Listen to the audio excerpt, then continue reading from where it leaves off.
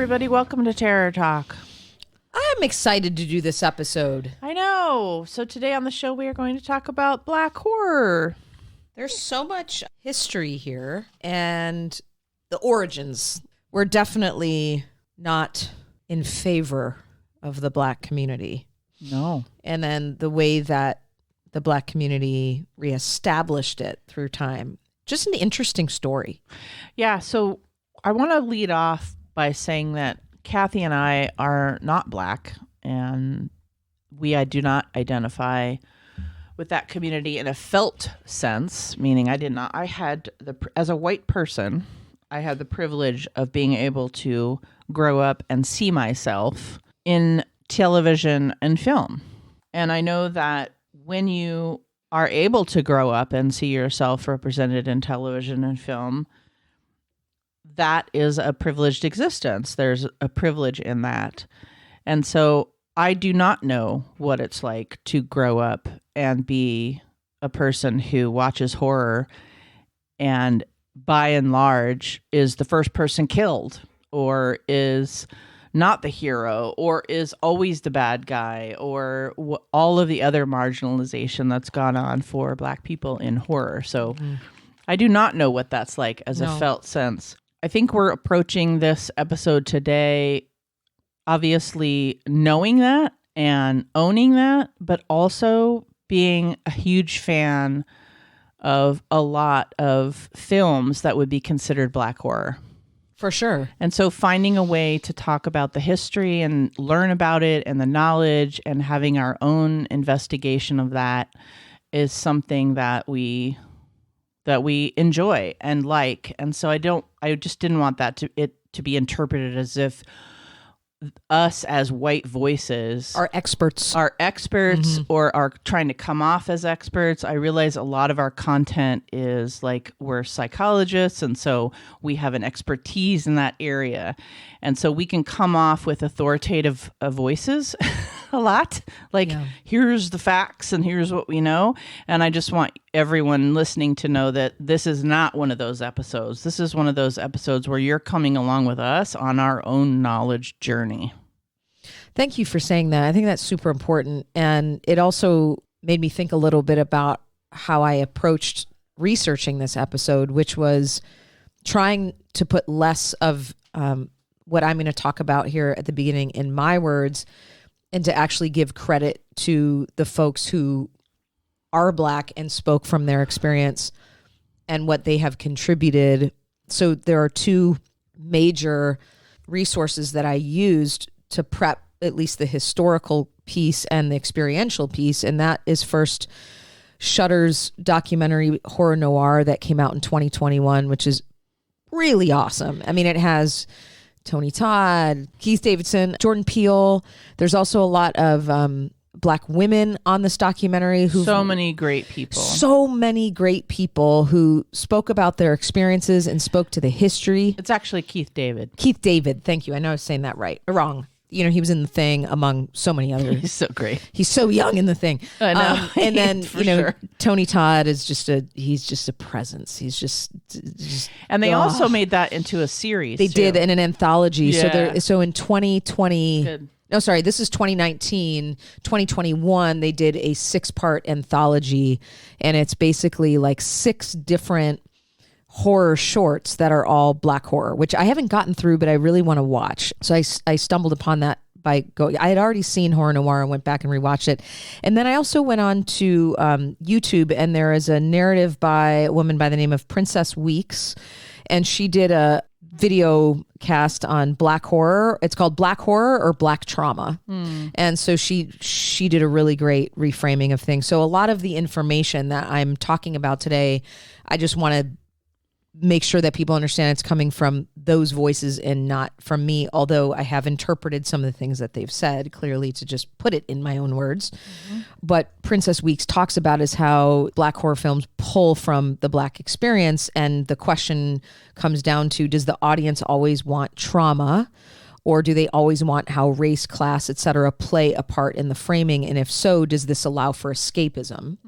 And so where is the line, and how much history should be embedded without harming or judging? And I thought that was a really cool way of framing that, because I think that I've spoken about that regarding the queer experience in horror, and how queer people have made queer horror films, at least the origins of it, were that the queer folks were the victims and there's trauma attached. And now we're seeing an evolution of queer horror where they may also be the perpetrator, or they may be the final person, or whatever. So just wanted to say that. My understanding, and I have seen this film, and Shannon, you probably have as well, just because you're someone with a also deep history of film and understanding film, is that although the film Birth of a Nation is not considered a horror film, to much of the Black community, Birth of a Nation is the ultimate horror film. If people don't know what it is, it's a controversial film that depicts the American Civil War and its aftermath from a white supremacist perspective. The film follows the lives of two families, the Stonemans from the north and the Camerons from the south, who are friends before the war but end up fighting on opposite sides. The film portrays the assassination of Lincoln, the rise of the Ku Klux Klan, and the oppression of African Americans as heroic events. This film, the reason why this film is really a horror film is that, one, it was a box office success. It was mainstream, and Professor Alan Rice, who's a Birth of a Nation expert at the Institute for Black Atlantic Research at the University of Central Lancashire, has been organizing a series of symposia on the film. It made history by becoming the first film ever to be screened at the White House during Woodrow Wilson's presidency. But it was revolutionary for another reason. It was very important that it was the first full-scale long narrative using a lot of new techniques of filmmaking, says Rice. But it was also a political film, and it promoted itself as the closest to truth that a film can get. It started the narrative, or exacerbated the narrative, about the Black man being a predator of white women, how Hollywood set up Black lives as deficient, and they wanted Black actors to be what they believed Black people to be. And that comes out of Horror Noir, the documentary. So they talk about in this article how, for all its magnificence, what is inescapable in any assessment, the Birth of a Nation is the troubling racism that leaps off the screen. So Ellen Scott, author of Cinema Civil Rights, says the film is one of the most racist films ever made. It depicts lynching as a positive thing. The politics of the film was essentially to say certain Black people are worthy of being lynched. In that sense, it's extremely racist. Professor Rice also finds the specifics of the Black man who's lynched troubling, a character by the name of Gus, who's actually a white actor in blackface. He's the Black rapist figure who is the stereotype of the Black man whose eyes are only for white women, and this played deeply into the pervasive fear of just how white women should endlessly fear the Black man. Yeah. So I wanted to give some of that history of just how Black people first entered the silver screen in general, and how it was through a very racist white lens. The second film, I think, important to mention, is a film by the name of Ingaji. And Ingaji was a film that was actually created by a man by the name of Spencer Williams, a Black man. He was on the show Amos and Andy. And it centers in an area of the Congo jungle to investigate reports of a gorilla worshipping tribe. And after many dangerous adventures, they came upon the tribe they sought, only to watch as a virgin is sacrificed to a huge gorilla who takes her away. The expedition follows the gorilla in an attempt to save the woman. So it's essentially mating between ape and human as the origin of the Black race. It's considered the first Black horror film. What was remarkable about this film, though, is that it starred a Black actress in the role of a scientist, and she had been taming an ape in her basement. It was revolutionary in the sense that it showed Black middle class who were well-spoken, successful, lived as scientists and lawyers. So although there's this exploitative thing happening over here, it was the first time we saw Black people on the screen being depicted in a way that they were like educated. Yeah, it was the first science fiction horror film with an all-Black cast. Yes. And an incredibly racist topic. An incredibly racist topic. I think it's called Son of Ngaji, 1940, right? That's the second one. Oh, okay, gotcha. Yeah. So I think there's two. Gotcha. In horror noir, they also talk about how Creature from the Black Lagoon was another example of the creature representing anything that wasn't white, and King Kong also thought to be a metaphor for blackness. So as this all time starts to pass and we start to see more Black films, we come across something called the Blaxploitation film. So regardless of the subgenre, it actually spawned from race movies, and these were films that started appearing in like the 1930s and 40s. And they were meant to segregate films featuring all Black cast from mainstream Hollywood. And these films already had the element of horror integrated into them.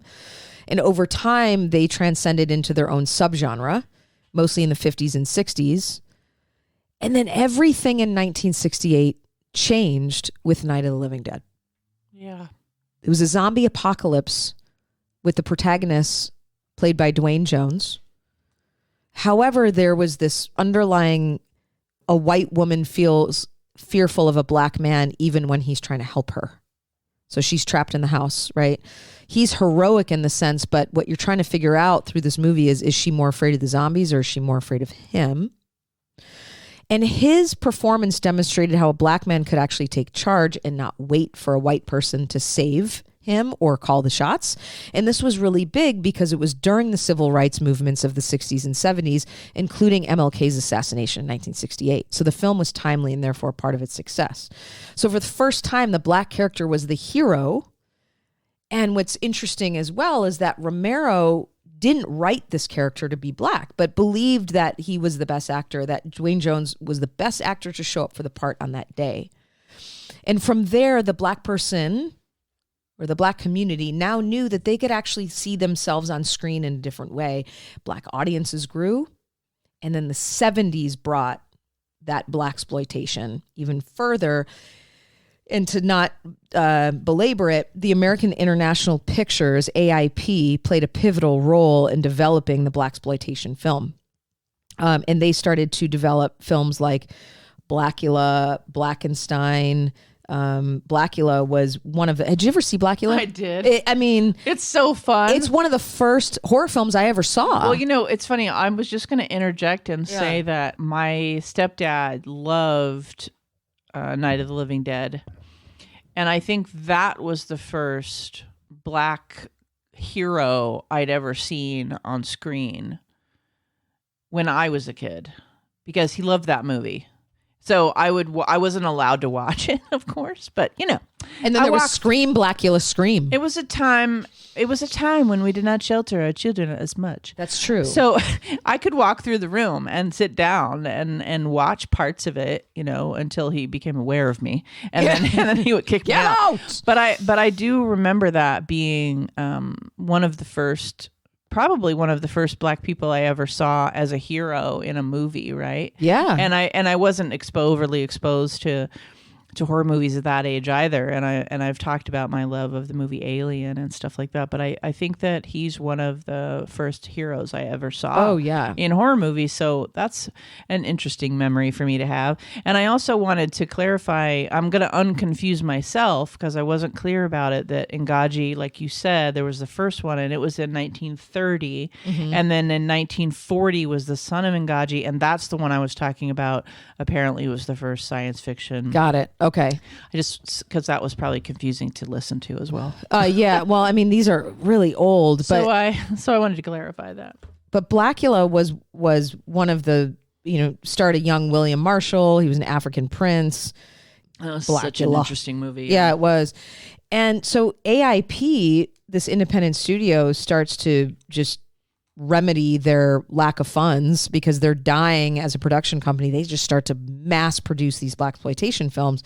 And so, combined with the momentum of the civil rights movement, the Black Power movement, the Black Panthers spurred Black artists to reclaim power over their image and institutions through these films, even though they were very exploitative. It's like, hey, we're going to take our power back and we're going to own those images.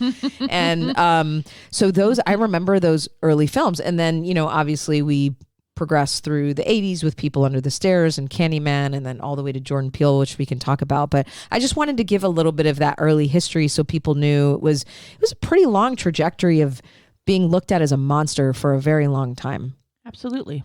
Yeah. So I think, Kathy, that you have some horror facts to do, a little thing we like to call Blackula Facts with Girl. They're not all about Blackula, but I had to throw them in there somewhere. Yep. I'm ready. I'm ready for the Blackula facts. Number 1, how many victims did Candyman kill across 3 films? How many victims? Oh, boy. Okay. Number 2, the American black comedy follows 3 frat boys as they venture to the wrong side of the tracks in the hope of hiring a stripper for a college party. Mm-hmm. Okay. Number 3, how does Akasha in Queen of the Damned attack her victims? Okay. Number 4, which movie stars a doctor who's stabbed by his research assistant with a cursed African dagger, and the wound turns him into a vampire? Okay. And then number 5, which black horror film is known to be the first black horror film with a black lead actor in a role that wasn't centered around his race? All right. So for those of you who may not have listened to the show before, at the end of this show, Kathy will give us the answers. Okay. I think we wanted to move into then just basically into an appreciation mode. Some of the films that we personally really appreciate that are considered black horror films. And the first one that I would like to mention is a movie that I've talked about on this show before, but I only saw it a couple of years ago. It's a 2016 movie called The Girl with All the Gifts. Mm-hmm. And it's one of my favorites. The amazing part of this movie is, 1, that it's a good movie, and 2, that it stars a little black girl as the star of this movie, and she does such a kick-ass job. It's a dystopian, apocalyptic future type of thing. It's also a nature horror because it's about a strange fungus that changed nearly everyone on the planet into flesh-eating monsters. And there's a scientist and a teacher, and they find this girl who seems to be immune to the fungus. And that's our star here, whose name is Senia Nanua. And she's just amazing in this. She's the one they're like, wait a minute, why isn't she a flesh-eating monster? Huh? And so then, of course, then she becomes hunted and they want to study her. And that's what happens when you're an anomaly in science. A series of events happens. I won't spoil it for you if you haven't seen it. And they all begin to sort of try to save humanity. So it's one of those, like a big Marvel movie, only not. Oh. Like those are big goals, right? Saving humanity. That's yes. like big goals. I just really enjoy this movie, and I wanted to share it with you guys again. If you haven't seen it, I very much recommend it. I've heard a lot about this. I don't think I've seen it, but I've heard numerous things about it. It's a good one if you can catch it sometime. There's a movie that came out in 2020. I know you've seen it too, because I believe we watched it on Discord, but it's a movie called His House. Oh, love it. Yeah, and it's directed by Remy Weeks, story by Felicity Evans, excuse me. The film tells a story of a refugee couple from South Sudan struggling to adjust to their new life in an English town that has an evil lurking beneath the surface. This movie is all atmosphere. It was such a good movie. And it really speaks to, I think about Princess Weeks, the woman who did the YouTube bit that I watched, and how she talks about how, Black horror or Black trauma, and where's that line. And I think this movie did a really good job at sort of balancing, because much of the horror comes from trauma in this film, and trying to go somewhere else as refugees, and that history following them, and then feeling as though it's literally creating something supernatural in the home. Mm-hmm. And there's a lot of torment, emotional torment that's happening between this couple. And there really is very little dialogue in this movie. Yeah, I love that movie. The first time I ever saw it, I was by myself sitting watching it, and it is an effective horror movie. It really is. Beyond the trauma of immigration and the comment on what home is, right? It is an effective horror movie. It scared me. Mm-hmm. So I don't know. I really like that movie too. I don't think we get out of this conversation without liking the movie Get Out. Oh, come on. It's so fucking good. So coming up in the next couple of months, we're going to do an episode on Jordan Peele. And we did one a very long time ago, but new movies have come out and his movies are so effective. And I just fell in love with the movie Get Out. And I thought it was just so transformative for me to be able to listen to the message of racism and hear it and acknowledge it and possibly attempt to understand what it would be like to be that aggressed against. And then also plus a really fucking good movie. Like, that was really amazing for me when I first saw this movie. And I was so appreciative and became an instant fan and have now watched everything he's made. Oh, it's so incredible. And will continue to do so. He did this really amazing thing, too, that I think was somewhat unspoken, at least to the white audience up until this point, probably spoken about quite a bit within the Black community, but how, like you were saying, how aggressed, but then in the same breath, exploiting them for their strengths. It was really powerful, right? The way we've abused Black athletes.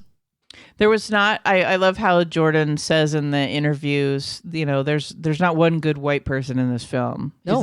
He's like, I didn't know how people were gonna, if they were gonna, like kick me out of Hollywood or what they were gonna do, but like, there's no good white person in this movie, it was so refreshing, honestly. Yeah, there wasn't anyone saving them. No, to be called on our shit as a culture, to be called on our shit. I was there for it at the time, and I still am, and it still remains one of my favorite horror movies. It's a good one. I think that this next one I'm going to talk about, the movie is fine, but I'm excited for Jordan Peele to remake it because it was one of his favorite films when he was a kid, and always wanted to. That I think he had mentioned was one of the influences into going into what he did, which is the movie The People Under the Stairs. Mm-hmm. Two adults and a juvenile break into a house occupied by a brother and sister and their stolen children. They must fight for their lives. So this was remarkable in the sense that it was a Wes Craven film, and he gave the lead to a young Black boy, right, who essentially becomes the hero of this movie. And that was just so unlike anything that had ever been done. Mm-hmm. The movie's weird, and again, the white people in this movie are really just cringeworthy. When you watch the end of the movie, Wendy Robbie, who plays the sister or the wife, or they have such a weird relationship. It's like this weird incestuous thing. She doesn't say it, but she goes to say, like, I'm going to kill all you, and then the N word comes out, and she looks, and now there's like this whole community of people coming at her like they've won. Right. There's some really powerful. The movie's weird. Yeah. It's not a movie I'd watch over and over, but there's some really powerful moments in it. And Brandon Quinton Adams, who plays Fool in the movie, he's so good in it. And this was unlike, and a very, very, very, very young Ving Rhames is also great. Bill Cobbs is in it. He plays Grandpa Booker. It's a really great cast. Everett McGill is just always creepy, and he's super creepy in this. And then a very, very young AJ Langer. She was probably the only redeemable white character because she was a child. So if you haven't seen it, it's just one of those like historically black horror films that you should see. Yeah. It's on the list, right? That's a good one. I've seen it a few times. And I think Jordan's redoing it. It's very much of its time. Yes. I wonder what, I'll be curious what he does with it. Oh, yeah. Me too. I wanted to mention that I'm reading a book by Tananarive Due. And she is, well, I've only started reading this book. I'm about 30% through, and it's so good. I want to read all of her other things now. It's a book called The Reformatory.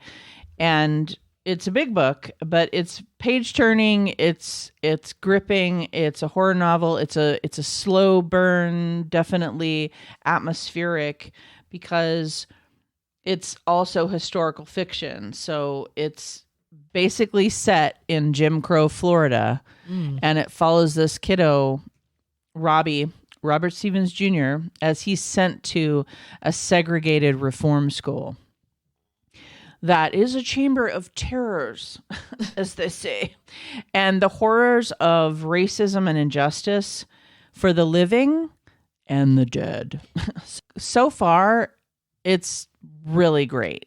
It's also really hard to read in some parts, because in the 30% that I've read, they're very much setting up, the kid gets sent to the reformatory hypothetically for 6 months.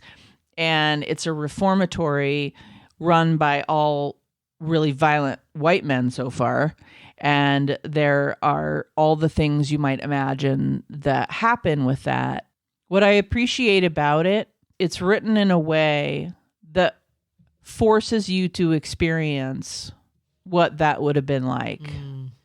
And I think that that's really important, because I am not in a place in my life where I would want to be saved from that or ignorant to those things as much as possible. So feeling the feelings that I feel when I read these really difficult passages, I imagine are going to be the emotional arc that I go on as I read this book, and will make it what it's gotten really good reviews and all of that. So I can only imagine that the arc of it, the character arc of it, is very important. Plus, it's a horror movie. There's ghosties. As you might imagine in a reformatory of this nature, people died. So yeah, there's ghosties, and there's a lot of racism, and it's an interesting book so far. And what I can say, regardless of that, if that's a setting that you would want to read, is it is really well written. Okay. And she's written a bunch of other books. And so now I'm like, dude, where have you been all my life? I want to read these, because I like reading books that are horror, but they're also really well written and also emotional. Her name is Tananarive Due. So it's Due. Okay. And she's an American author and educator. She won the American Book Award for her novel, The Living Blood. She's just a really good writer. And she was actually in the Shudder documentary Horror Noir. She is in that documentary, and she's throughout it. She's one of the experts that they talk to, and she's really great. So great. I'm a fan. Nice. I like finding good new authors. Yeah, we also read a book called Wander in the Dark for our book club by a gentleman named Jumada Emil. And it's a teen young adult fiction book. And it was fun too. I thought it was fun. It was fun. It was like a whodunit. It was a whodunit, and it was a thriller. I mean, it was basically a thriller. Yeah. And he also wrote a book called The Black Queen that is apparently very popular, that I have not read at this juncture in time. But yeah, so those are a couple of books that that's one book I'm reading, and a book we already read. So. Yeah. Kathy, unless you have anything else, I think we gave it a shot to try to understand some things and some of our favorite movies. And I know that in a couple of months, we're going to do an episode on Jordan Peele, just rewatch at least Get Out, Us, and Nope. and discuss what we think about those movies and Yeah. what we experience with those movies. I just like him and like do watching too. his movies. So any excuse to do that, really. Yeah. And now we have some answers to some Blackula Unless you think I will know any of the answers, I never know any of the answers. So this will be no different from any other That's right. time. How many victims did Candyman kill across 3 films? 12. Over 20. Oh, well, okay. I didn't mention this movie when we were going through the movies because I didn't want to give it away in the question, but I love this movie, just Okay. FYI. This American black comedy follows 3 frat boys as they venture to the wrong side of the tracks in the hope of hiring a stripper for a college party. I really don't know. Vamp. Oh with, my God. With the young with Grace Eddie Murphy. Jones. That's Vampire in Brooklyn. Oh, sorry. Vamp is Grace Jones, and she is my God. flipping phenomenal in this role. So they go to a strip club thinking they're bringing a stripper home, and she's a straight up fucking bring vampire. home her? You know, I probably saw that back in the day. Maybe it'll be a Discord night. It's a fun one. Okay. Vamp is a fun one. All right. Yeah, if we can find it streaming somewhere. Okay. How does Akasha in Queen of the Damned attack her victims? I don't know, but I really remember liking that movie. Yeah, she's great in this. She either sets them on fire, rips their heart out, or bites something other than the neck. Oh, there's a variety. Yeah, just not the straight up, vanilla, I'm going to bite you in the neck. No. That's, She just rips their heart out. she's like, I will kill you any way I want. She will. And she did. I love that scene where she first comes out of the statue and walks down. Yeah. It's horrifying. She's so good. Which movie stars a doctor who's stabbed by his research assistant with a cursed African dagger? The wound turns him into a vampire. I want to say that this is part of the blaxploitation genre. Oh, okay. I don't know. It's a movie called Ganja and Hess. Oh, yeah. Yeah, 1973. Amazing. That's such an interesting character study. Yeah. And then number 5, which black horror film is known to be the first black film with a black lead actor in a role that wasn't centered around his race? I don't know. Night of the Living Dead. Oh, okay. Yeah. I'm cautious to say whether something's centered around someone's race or not. Yeah. I don't know. Well, mostly because Romero was clear in stating, I didn't have an image of race when I created that character. I just he ended chose up the best actor. just having to be black, and then it kind of created itself around him because he happened to be black, which Right. changed a lot of the All the- power. Sure. Yeah, Sure. Changed a lot about the movie, I imagine. Mm-hmm. For the better. for the better. Thank you so much for listening to this episode of Terror Talk. My name is Shannon. And I'm Kathy. Sleep safe, everyone.